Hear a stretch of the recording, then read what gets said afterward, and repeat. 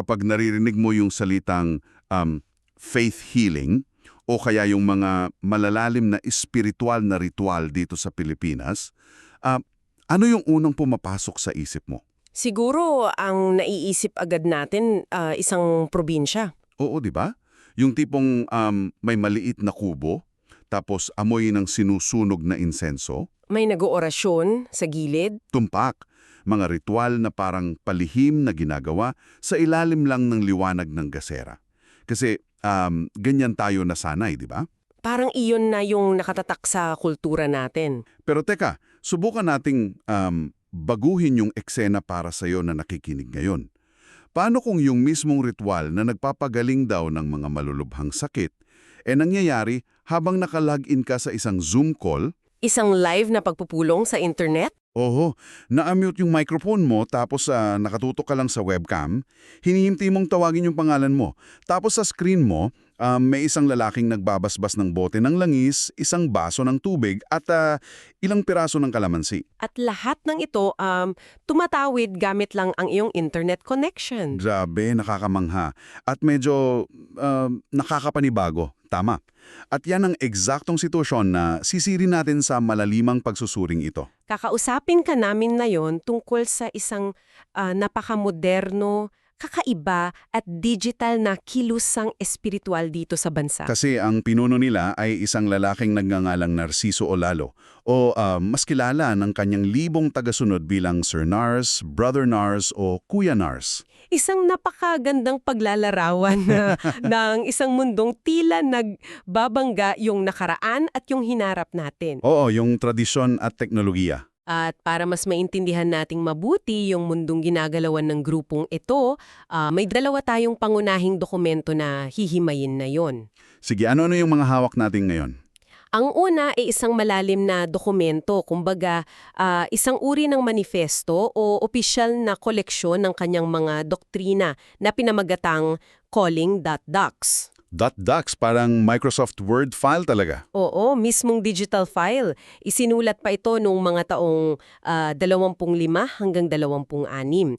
Kaya makikita natin dito yung mismong pundasyon ng kanyang teolohiya. Ayun. Tapos yung pangalawa?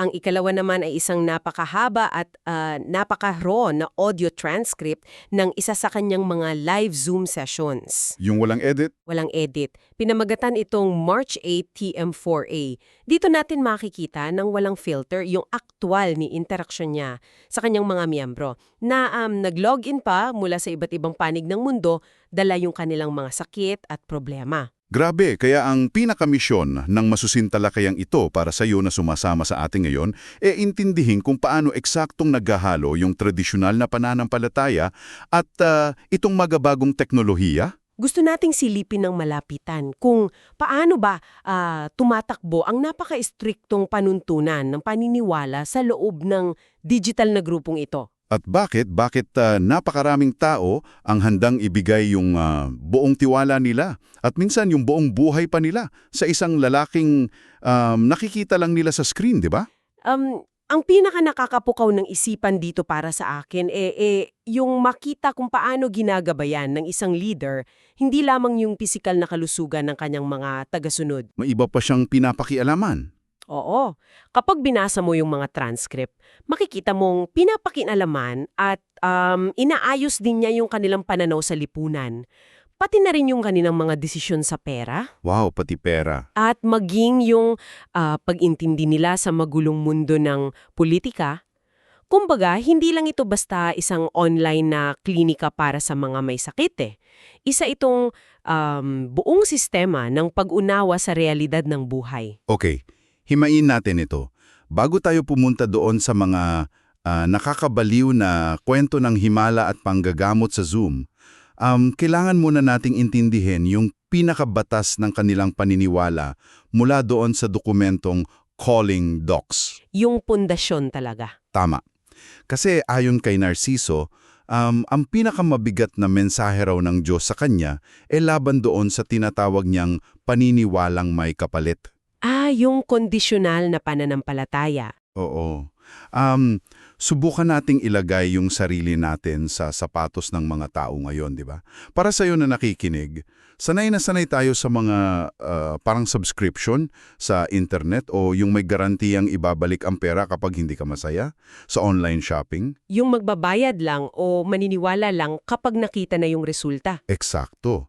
Diyos ko, maniniwala ako sa'yo kung pangagalingin mo ang nanay ko. Yan yung matinding kinokontra niya sa dokumento. At tama yung analohiya mo dyan.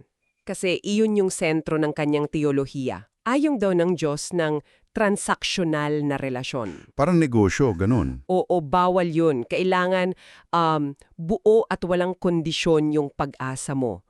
At ang mas nakakagulat na konsepto rito, kung paano tinitignan at ipinapakita ni Narciso ang kanyang sarili sa kanyang mga miyembro. Teka, paano ba niya tinatawag ang sarili niya? Nilinaw niya ng paulit-ulit at may diin, hindi raw siya isang propeta at hindi rin siya mensahero. Wait, hindi siya propeta. Anong tawag sa kanya? Ayon sa dokumento, nang tanungin daw niya ang Diyos kung ano ang kanyang titulo, ang sagot na nakuha niya ay, ang tawag ko sa iyo ay calling. Calling? Bilang sa English na calling? Oo. Ibig sabihin, isa lamang siyang tawag, isa siyang simpleng kasangkapan. Ang mismong linya nga niya sa kanyang mga followers ay, ikaw ang naggagamot pero ako ang nagpapagaling. Tapos yung tinutukoy niyang ako doon. Ang Diyos na kumikilos sa pamamagitan niya. Teka, gusto kong intindihin yung psikolohiya niya na. Gaano ba kahirap sa atin bilang tao na magbigay ng 100% paniniwala na wala tayong hinihintay na pabor? Mahirap, napakahirap sa human psychology niyan. At bakit kaya niya tatanggihan yung titulong propeta? Kasi kadalasan sa mga ganitong kilusan, gusto nung leader yung mga naglalakihan at grandiosong titulo, di ba? Gustong matawag na sugo o piniling mensahero. Oo. Bakit mas pinili niyang maging isang simpleng calling lang? Kasi sa totoo lang, yung pagtanggi sa mga naglalakihang titulo ay isang napakatalinong hakbang sa pagbuo ng tiwala. Paano naging matalino yun? Kasi labag nga sa psychology natin yung magbigay ng walang hinihintay na kapalit dahil laging may pagtitimbang ng gastos at pakinabang yung utak natin. Pero sa pagtawag niya sa sarili bilang simpleng calling, kusang inaalis ni Narciso yung ego niya sa eksena. Parang binababa niya yung sarili niya. Eksakto, pinapalakas niya yung ideya na siya ay isa lamang tulay, isang walang buhay na tubo kung saan dumadaan yung tubig ng grasya. Wow. Sariling kapangyarihan. Nagbibigay ito sa kanya ng mas mataas na kredibilidad. Imbes na isipin ng tao na nagbubuhat siya ng sariling bangko, nakikita siya bilang isang mapagpakumbabang instrumento. Kaya pala, ganun na lang katapang yung loob niyang akusahan ng mga lider ng ibang simbahan. Kasi nakalagay sa dokumento na tinawag niyang mga tunay na huwad na propeta yung mga namumuno sa ibang relihiyon. Dahil naningihingi raw sila ng pera? Oo, dahil sila raw ay nangongolekta ng donasyon at kumikita sa pangalan ng Diyos. Samantalang siya, idinidihin niya na wala siyang hinihingi kahit anong bayad sa kanyang panggagamot. At may isa pa siyang patunay para palakasin yung lehitimasyon niya. Ano yon? Inilista niya yung mga nauna niyang hula na nagkakatotoo na raw. Wait, may mga prediction din siya? Oo, binanggit niya yung pagdating ng bagyong Yolanda, yung naganap na chemical warfare sa bansang Syria, at pati na yung gyera sa Ukraine. Sabi niya, isinulat at sinabi na niya ito sa kanyang mga miyembro bago pa man mangyari sa balita. Grabe yung mga claims, ha? At yan ang bumubuo sa haligi ng kanyang otoridad. Kapag pinagsama mo yung tatlong elementong ito, hindi siya humihingi ng pera para sa sarili niya, nagbibigay siya ng mga konkretong prediksyon sa mundo na nagkakatotoo sa balita, at inaako niya ang posisyon ng isang simpleng kasangkapan na walang sariling ambisyon. Matibay nga na pundasyon. Oo, ito yung nagtatag ng matibay na pundasyon para sa susunod na mangyayari. Dito, nakasandal ang lahat ng ginagawa niya sa kanilang mga live sessions. Ayun, at kung ganyang katibay ang pundasyon ng teologiya niya, paano na ito ginawa sa aktual na sitwasyon? Kasi isipin mo, ikaw na nakikinig. Pumapasok na tayo ngayon sa digital na klinika. Dito na papasok yung pangalawang dokumento natin. Oo, binabasa ko yung transcript ng live Zoom session at nakikita ko yung mga tao mula sa iba't ibang probinsya at bansa na humihingi ng online na pagbabasbas para sa mga pang-araw-araw na bagay. Mga ordinaryong gamit. Oo, para sa mga hindi pamilyar, may mga nagpapabless ng lana o yung special na langis para sa hilot, may nagpapabless ng Epicacent na karaniwang ginagamit sa sakit ng tiyan o lamig sa katawan, mga hiwa ng kalamansi at baso ng tubig. Nakakatuwa kasi sobrang ordinaryo ng mga gamit. At hindi lang yan. May isa pa ngang nagpabless ng sasakyan at pader ng bahay Pader ng bahay. Oo. Isipin mo, nakatapat yung camera ng cellphone nila sa mga bagay na ito habang nagsasalita si Narciso. Pero sa bawat basbas, laging may mabigat na paalala si Narciso. Walang silbi at hindi tatalab ang lahat ng ito kung wala kang tunay na paniniwala. Kasi kailangan nating linawin na sa paningin ng mga miyembro, hindi yung internet o yung mismong app ang nagpapagaling, di ba? Oo. Behikulo lang siya. Teknolohiya lang siya na nagsisilbing tulay. At may mga aktwal na resulta silang ibinabahagi at ipinagdiriwang sa loob ng grupo. Makikita natin sa transcript yung usapan nila ng isang miyembrong nangangalang Mary Jane. Ano daw ang nangyari kay Mary Jane? Ikinuwento na 8 taon na silang sumusubok magkaroon ng anak ng asawa niya ng walang tagumpay. Ngunit pagkatapos sumunod sa mga panuntunan, ngayon ay buntis na siya. Wow, 8 taon yun na. Meron ding mga nabanggit na kaso ng paggaling mula sa tinatawag nilang kapalingin na sa konteksto ng medisina at lokal na wika ay tumutukoy sa mga bukol o tumor sa katawan na bigla na lang umanong nawala. Nawala na lang bigla? Oo. Ang mga kwentong tagumpay na ito ang nagsisilbing patunay na buhay at totoo yung sinusunod nilang proseso. Dito na talaga nagiging kawili-wili ang lahat para sa akin Kasi may isang kwento sa transcript na talagang nakapigil ng hininga ko. Yung kaso ni Simplico. Yung kay Simplico, isa sa pinaka-interesanting bahagi. Oo. Makinig kang maigi dito. Ikaw na sumasama sa pagsusuri natin. Ikinuwento ni Simplito sa kalagitnaan ng Zoom call na may galak at tuwa na yung kanyang asawa na 3 buwan nang nakabedridden at hindi makagalaw, himalang nakapaglakad na muli. Tapos natural, isipin mo, magdiriwang yung buong grupo, di ba? Oo, sana. Pero ang ginawa ni Simplico, sinubukan niyang angkinin yung milagro. Sabi niya sa lahat doon sa call, nangyari daw ang himala dahil sa kanyang matibay na paniniwala at pananampalataya. At paano ang nag-react si Narciso? Alam mo kung anong nangyari? Hindi pumalakpak si Narciso. Kinontra at binara niya ng matindi si Simplico sa harap ng buong meeting. Kasi ito ang isa sa pinakakomplikado at nagpapakita ng tunay na dinamika ng kapangyarihan sa loob ng grupo. Hindi pinalampas ni Narciso yung pagkakataong iyon para ituwid yung maling pag-iisip. Anong sinabi niya? Pinaalala ni Narciso kay Simplico yung isang napakamapait na katotohanan. Si Simplico nga mismo may sariling mga sakit at hindi niya mapagaling ang sarili niya.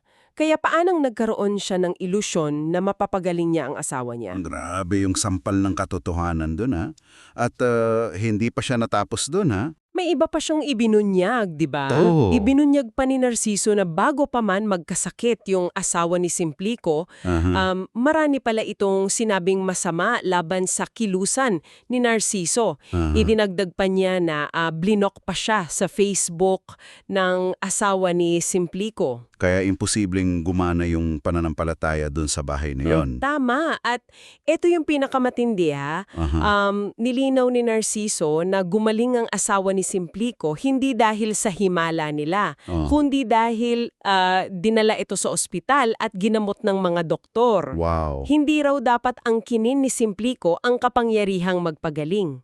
Pambihira, di ba? Pinatunayan niyang hindi lahat ay inaangkin nilang himala. Pinapakita niya na realistiko pa rin siya sa ilang aspeto. Pero teka, may kasunod pang napaka-istriktong batas na lumabas tungkol naman sa mga bata. Oo, ito yung sa kaso ng isang batang pasyente. Ano yung eksaktong nangyari dyan? Merong bata na nilalagnat ng 39 hanggang 40 degrees. Nagsisimula na itong mag-convulsion. Kaya nagmamadaling humingi ng tulong ang lola ng bata sa online session. Sobrang nakakapanik yun. Pero napakahigpit ng ipinaliwanag ni Narciso sa lola. Sinabi niya na ang kagalingan ng isang batang wala pang 10 taong gulang ay nakasalalay lamang at eksklusibo sa buong paniniwala ng ina, hindi ng lola. Wait, sa nanay lang. Kahit lola yung humihingi ng tulong. Oo, gaano man daw katindi ang pagdadasal at pananampalataya ng lola, kung nagdududa o hindi naniniwala yung mismong nanay ng bata, hindi kailanman gagana ang pagbabasbas. Teka. Kailangan nating pag-usapan ito ng seryoso. Kasi isipin mo bilang isang tagapakinig, ang ganda pakinggan kapag may nagkakatotoong himala eh. Buntis, pagkatapos ng 8 taon, nawala ang bukol. Mga positive na balita. Pero sa batas na ito ng panggagamot sa mga bata, kung hindi gumaling yung anak mo o kung lumala yung kumbulsyon, ibig bang sabihin noon kasalanan ng nanay dahil kulang yung kanyang paniniwala? Oo, yan yung magiging implikasyon. Hindi ba napaka-manipulative nito? Parang sinasabi ng sistema na kapag gumaling, credit sa Diyos at sa kilusan. Pero kapag pumalya at may namatay, kasalanan mo dahil nagduda ka. Paano hindi nagre-rebelde ang mga miyembro sa ganitong klaseng patakaran? Nauunawaan ko yung iyong pagkapabahala at yan ang eksaktong dahilan kung bakit napaka-interesante nito mula sa pananaw ng psikolohiya. Ang tinatalakay natin dito ay yung tinatawag sa psikolohiya na locus of control o kung saan nakasalalay yung control. Paano yun gumagana sa kanila? Oo, mula sa labas, mukha itong malupit at manipulatibo sa isang magulang na nagdadalamhati. Ngunit sa loob ng teolohiya ng grupo, ang sistemang ito ay isang perpektong mekanismo para protektahan ang kabanalan at pagiging totoo ng kanilang paniniwala.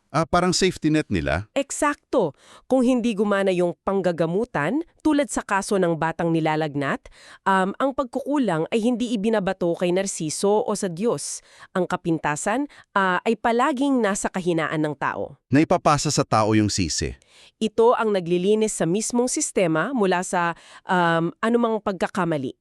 Para sa mga miyembro, mas madaling tanggapin na sila ang nagkamali kaysa tanggapin na peke ang kanilang pinaniniwalaan. Napakalalim niyan.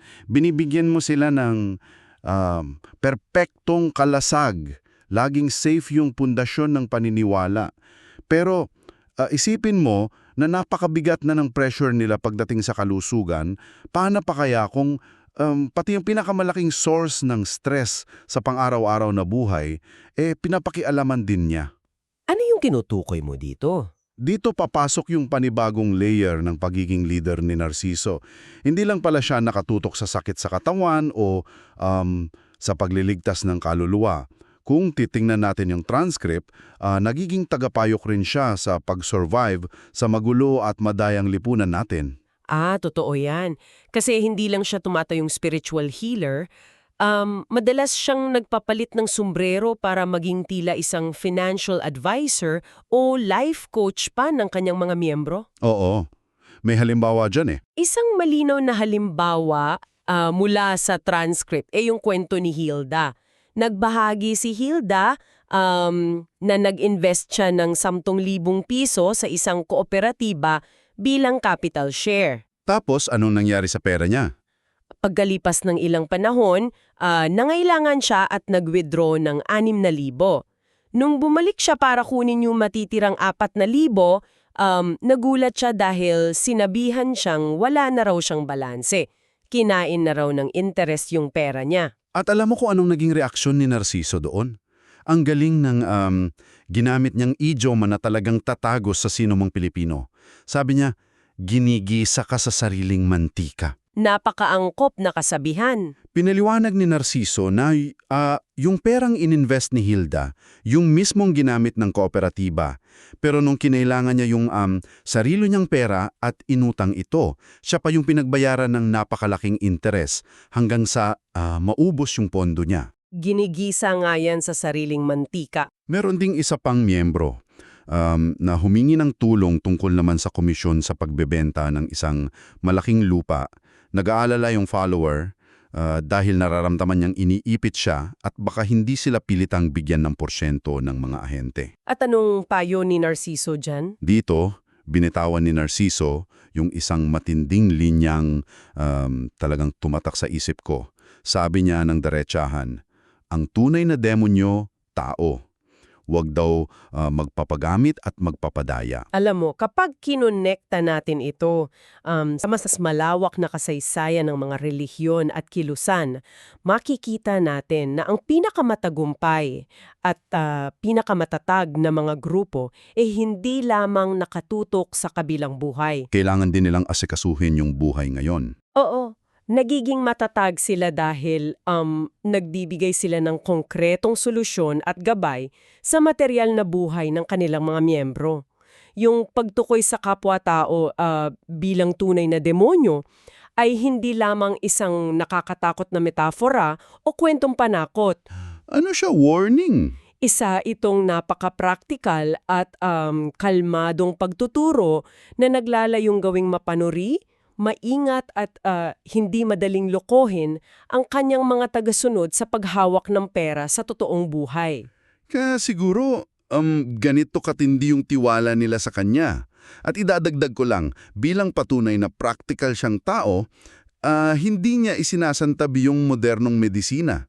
Tulad nung sa kaso ni Simplicito kanina. Oo, at katulad din sa kaso ni Vilma na sumakit ang dibdib sa pabrika at si Delia na nagkaproblema ng mawalan ng laboratory form na nagkakahalaga ng 5,000 piso, pinayuhan pa rin sila ni Narciso na magpalaboratorio at sumunod sa sinasabi ng doktor. Hindi niya inaako lahat ng solusyon. Kaya tinatanong ko yung sarili ko habang nagbabasa, bakit kaya kailangan ng isang spiritual leader na maging tila isang financial advisor, life coach at medical triage nurse ng sabay-sabay? Para kasing naging sari-sari store ng mga problema sa buhay yung Zoom room nila. Nandun na lahat ng sumbong. Dahil nauunawaan niya na ang buhay ng tao ay hindi nahati sa maliliit at malilinis na kategorya. Hindi mo pwedeng paghiwalayin ang iba't ibang aspeto ng paghihirap. Paanong hindi mapaghiwalay? Yung stress ng isang miyembro sa kawalan ng pera ay nagiging physical na sakit sa katawan. At kapag hindi gumaling yung sakit sa katawan, nagiging krisis ito sa kanilang pananampalataya. Dahil holistic o buo ang diskarte niya sa pag-asikaso sa kanila, nakakabuo siya ng napakalalim at hindi matitinag na tiwala. At yung pesimismong iyon tungkol sa kalikasan ng tao, yung paniniwala niya na ang kapwa-tao ang mismong demonyo dahil sa panunlukuhan sa pera at buhay, ay direktang magdadala sa atin sa mas malawak at mas mabigat na pananaw ni Narciso.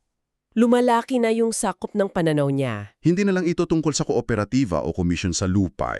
Lumalawak yung pananaw niya papunta sa kalagayan ng buong sangkatauhan. Dito niya ipinakilala yung tinatawag niyang analohiya ng buhangin at grava. Ipinaliwanag ito ni Narciso sa kanyang mga tagasunod ng napakalinaw. Inihalin tulad niya yung buong mundo sa construction materials. Construction materials. Paano yun? Ang mga masama, yung mga taong puro paninlang ang ginagawa at siyak na mapapahamak sa huli, ay kasing dami raw ng buhangin. Napakarami, halos hindi mabilang sa buong mundo. Tapos yung graba, paintindi niya sa kanyang mga miyembro kung gaano kadami yung buhangin sa mundo, ginamit niya mismo ang politika ng Pilipinas bilang halimbawa. Teka, bago natin ipagpatuloy yan. Oo, lilinawin muna natin, lalo na sa iyo na nakikinig sa amin ngayon. Ang mga susunod na babanggitin natin ay direktang halimbawa lamang na ginamit ni Narciso mula sa kanyang transcript para patunayan ang kanyang punto. Inuulat lamang natin kung ano ang nakasulat sa dokumento. Hindi tayo pumapanig sa kaliwaman o sa kanan. Tama, hindi tayo sumasang-ayon at higit sa lahat, wala tayong ina-endorso o kinukontrahin sino mang politiko na mababanggit. Tayo ay nagbabasa lamang ng datos upang suriin yung pananaw niya. Malino ba tayo doon? Maraming salamat sa napakahalagang paalalang iyon. Ngayon, kung titingnan natin yung transcript, sinabi ni Narciso na kahit subukan mong hanapin yung mga matitino o yung mga politikong mukhang may magagandang ginagawa sa pamahalaan. Sino-sino yung binanggit niya? Dito ay direkta niyang binanggit ang mga pangalan ni Sara, Marcoleta, Tulpo, Lacson, Soto at Abante.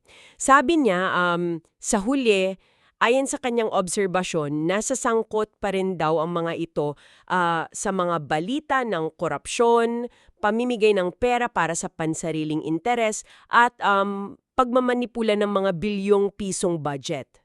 Grabe yung mga ibinabato niyang halimbawa. Ginamit niya itong konkretong patunay sa kanyang mga tagasunod na ang buong sistema ng lipunan ay punong-puno ng buhangin o mga taong nadudungisan ng mundo gaano man sila kagaling sa paningin ng iba. Napansin mo ba kung gaano kabilis lumawak yung scale o sakop ng pag-iisip ni Narciso?